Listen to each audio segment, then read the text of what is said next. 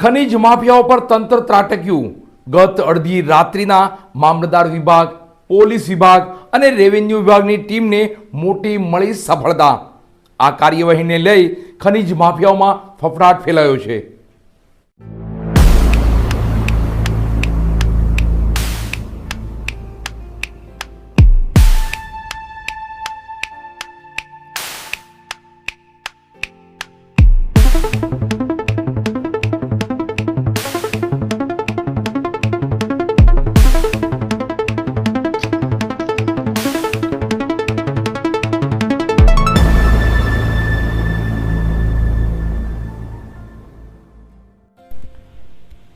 અમરેલીના મોટા લીલિયામાં ખનીજ માફિયાઓ પર તંત્રનો સપાટો. ગત રાત્રિના 10:30 કલાકે પડ્યા મોટા દરોડા. અમરેલીના મોટા લીલિયામાં ખનીજ માફિયાઓ પર તંત્ર ત્રાટક્યું છે. ગત મોડી રાત્રિના અંદાજે 10:30 કલાકે તંત્રએ ખનીજ ચોરી સામે કડક વલણ અપનાવીને સંયુક્ત ઓપરેશન હાથ ધર્યું હતું, જેમાં મામલતદાર વિભાગ, રેવન્યુ ટીમ અને પોલીસ સ્ટાફની સંયુક્ત કાર્યવાહીમાં ગુપ્ત બાતમીના આધારે ગત મોડી રાત્રિએ દરોડા પાડવામાં આવ્યા હતા. ખનીજ ચોરી કરતા તત્વોમાં તંત્રની આ કાર્યવાહીથી ફફડાટ ફેલાઈ જવા પામ્યો છે. તંત્ર દ્વારા હવે ખનીજ ચોરી સામે સપાટો બોલવામાં આવી રહ્યો છે. આગળ પણ આવી કાર્યવાહી ચાલુ જ રહેશે તેવા સમાચાર પ્રાપ્ત થઈ રહ્યા છે. આગળની અપડેટ માટે જોડાયેલા રહો લીડ મહુવા ન્યૂઝ ચેનલ સાથે.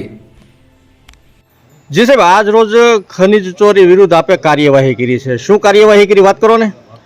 જી, આજ રોજ હું અને મારી ટીમ તાલુકાના લોકો તરફથી જે અસહ્ય ત્રાસ ડમ્પર ચાલકોનો હતો તેના અનુસંધાને વારંવાર અમોને રજૂઆત આવતી હતી.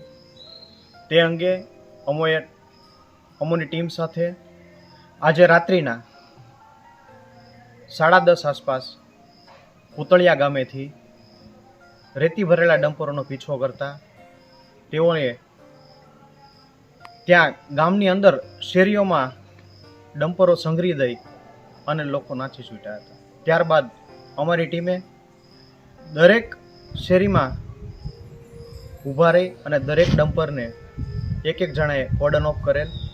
એમાં મારી ટીમ, હું અને સાથે પોલીસનો પણ સહકાર રહેલ છે, કેમ કે 112ને તાત્કાલિક આટલા બધા ડમ્પરોને એકસાથે પકડવા એ પણ અશક્ય હોય.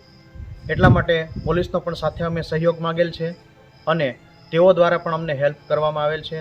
આજરોજ અમે કુલ 5 ડમ્પરો પકડેલ છે, જેમાંથી એક રેતી ભરેલું છે અને બાકી અમારી ટીમને જોઈ બીજા ડમ્પરો ખાલી કરી નાખેલ હતા. તેઓને પણ હું અમારી ટીમ સાથે આજરોજ અહીંયા મામલતદાર કચેરીએ લઈ આવેલ છે, જે અંગે હું આગળની કાર્યવાહી હાથ ધરવાનો છું.